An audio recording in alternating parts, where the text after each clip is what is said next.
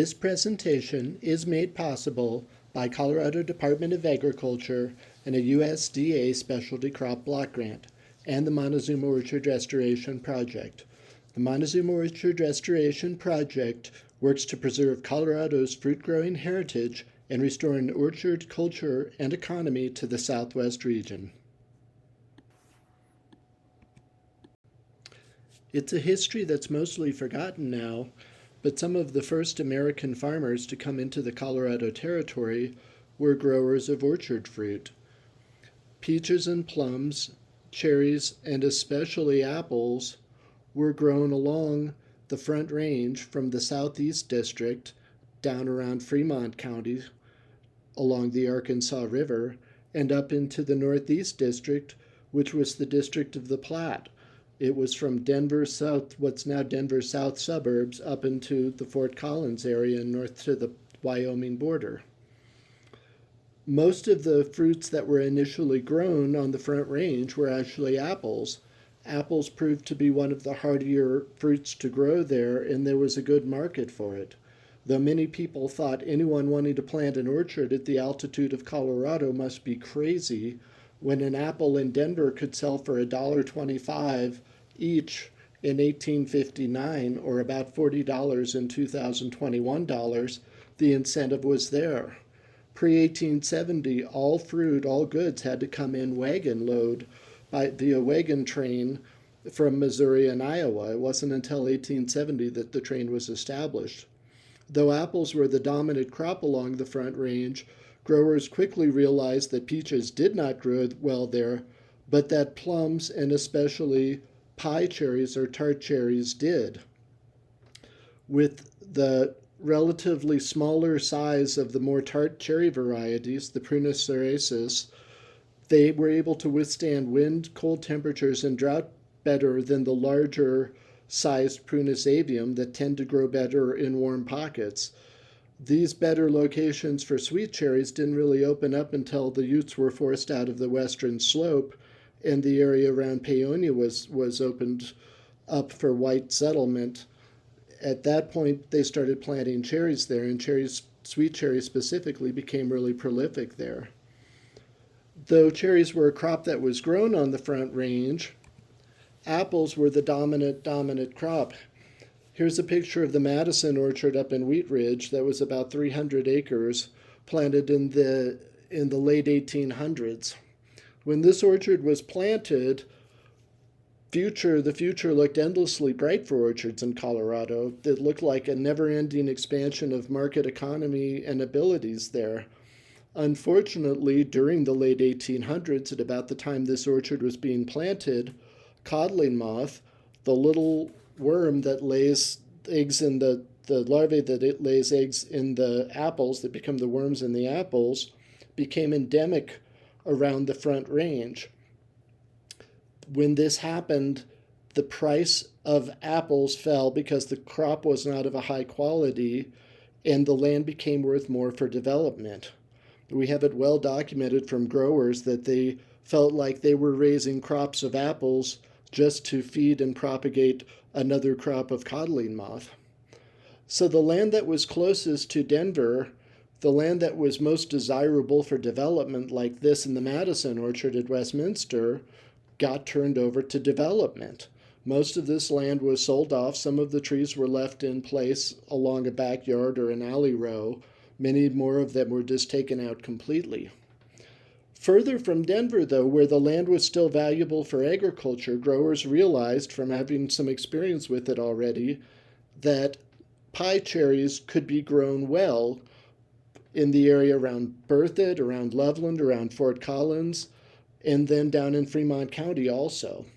So as the codling moth became endemic and started to wipe out the apple orchards, many of the growers along the Front Range switched to planting more pie cherries.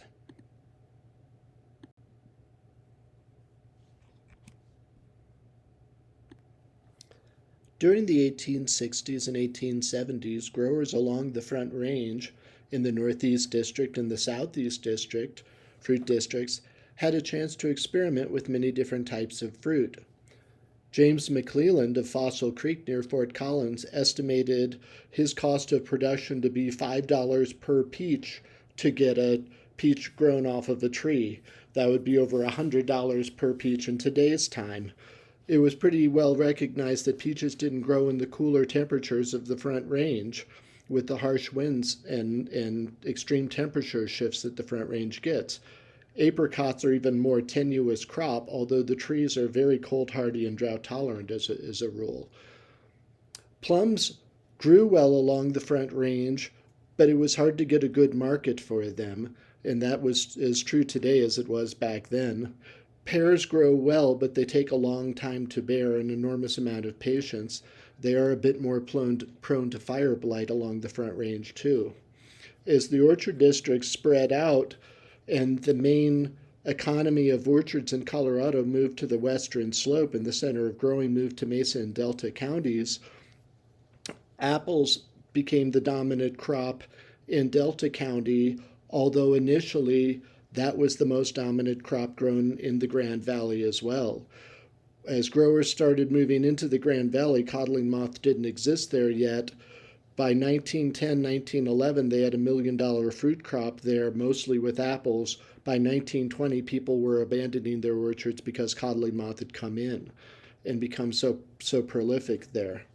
In Delta County, in the Western District, and in southwest Colorado, in the Southwest District, down in Montezuma and La Plata counties, because of the relatively high altitude of the orchards, 6,000 to 7,000 feet above sea level, codling moth was not as endemic. There were still worms in apples, and that would continue until DDT became commercially available in the early 50s.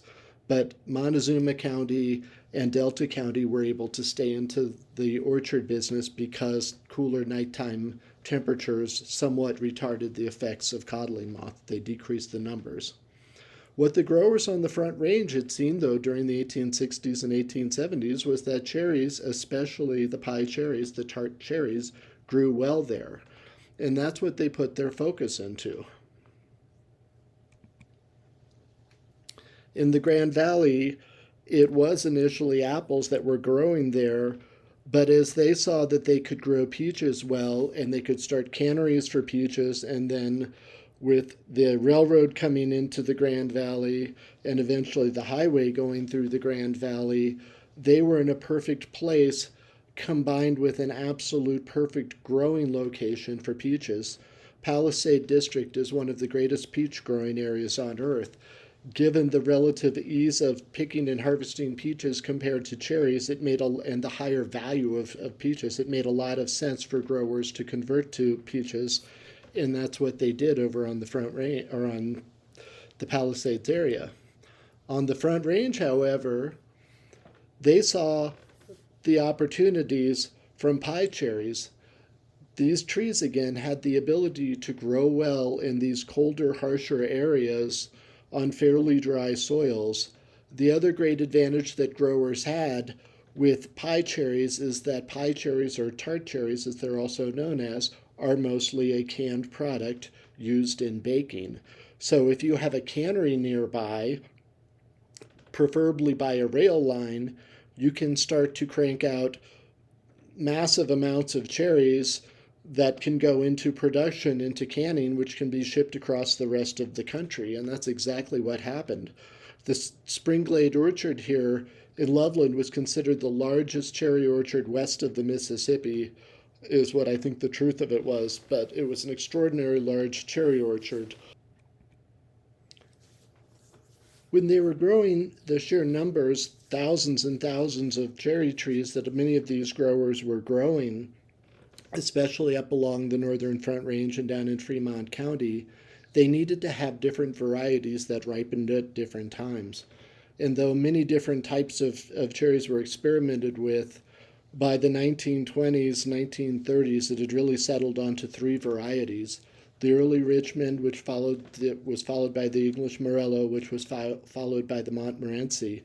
With the different harvesting times, this allowed labor, which at this time was still a lot of family labor, to come in, or neighbor labor, to come in and help with the harvest. This is still before large migrant crews were coming in.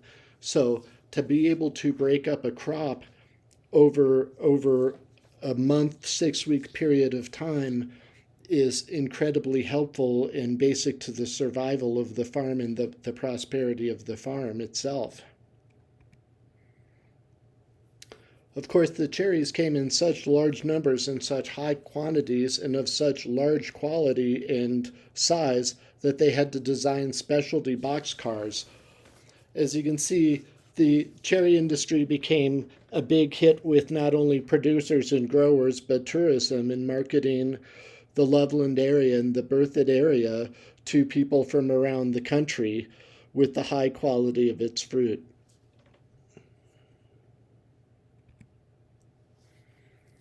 Here was the canning factory in Loveland. Both Loveland and Fremont County had numerous canning factories there.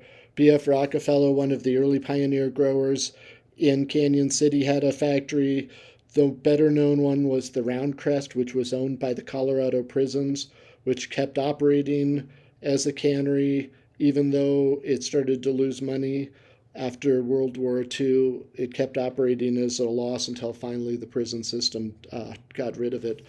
These canneries were so important, though, to be able to have a value-added product for these cherries. This is as true now as it was then. If there is the ability to easily process the fruit, there will be less waste with the fruit. Another thing we see and have learned from the historic records is that the growers were at their best when they worked together. According to E.P. Sandston, state horticulturist, that rarely happened because growers didn't really work well together. But there are instances, especially around Fremont County, in Delta County, and in Mesa County, of growers' associations that would work as packing houses, sorting and packing houses and processing facilities and shipping places for these cherries to go to, so that every grower didn't have to have their own setup. They could concentrate on the growing end of it instead of the marketing end. Sometimes these associations worked out well and sometimes they didn't, but the more successful ones worked better because they cooperated well and they were competently run. When peonia started being planted in orchards, it didn't take long there for people to realize that sweet cherries could grow there very well. Sweet cherries, Prunus avium, tend to be these much larger trees. These are the beautiful cherry bark you think of so much. Tart cherries tend to have more silvery bark. These ones tend to have more of the maroon bark to them. There's an old cherry tree we saw, Royal Land, which was a red one, was just a massive tree with this beautiful wood on it. The tree was probably 20 feet tall and more than that wide. You see some of these old trees that the aviums, the sweet cherries, tend to live longer than the pie cherry trees. Pie cherry trees tend to live longer than peach trees, but they don't tend to live like apples do. We do see some very old, especially Royal Lands around. The sweet cherry varieties that were grown here a lot were Royal Land was a real common one. That was a Napoleonic cherry. It's a yellow cherry that blushes red. There's multiple different names for those type of cherries. The Black Tartarian was a local favorite. Black Tartarian got replaced by Bing, even though Bing was not as high of a quality for a fresh eating cherry. Bing was a little bit tougher skin, which made it a better shipping cherry. But Black Tartarian was a much more richly flavored and a bit more cold hardy.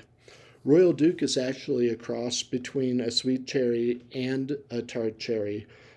Prunus hybridizes easily, and this was an example of a cross between those two species. It was grown quite a bit on the Front Range and quite a bit around the rest of the state. Never in big numbers, but it was well dispersed.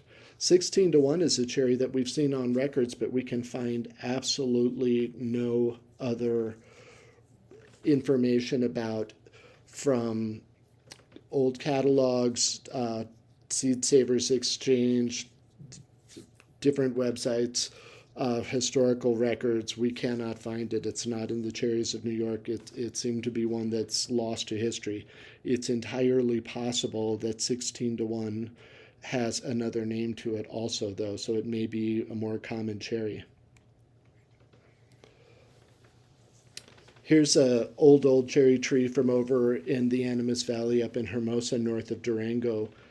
This was one of those little valleys, small area acres wise, pretty tight little drainage coming out of Hermosa Creek, but it creates these little shelves there above the valley floor of the Animas Valley, which means that the cold air drifts off of these shelves and down to the valley floor and on down to Durango. So it's this really favorable growing condition, and these folks realized pretty early on that they could grow cherry trees here. So there's some remarkable old cherry trees still in that area. It was a place that was well known in its time for growing some of the finer cherries around. Colorado has so many microclimates that if you are in one of those and you are a grower, take advantage of it. See what will actually grow there. There's a lot of historic information to guide you, but these trees that people say won't grow will grow if you're in the right place.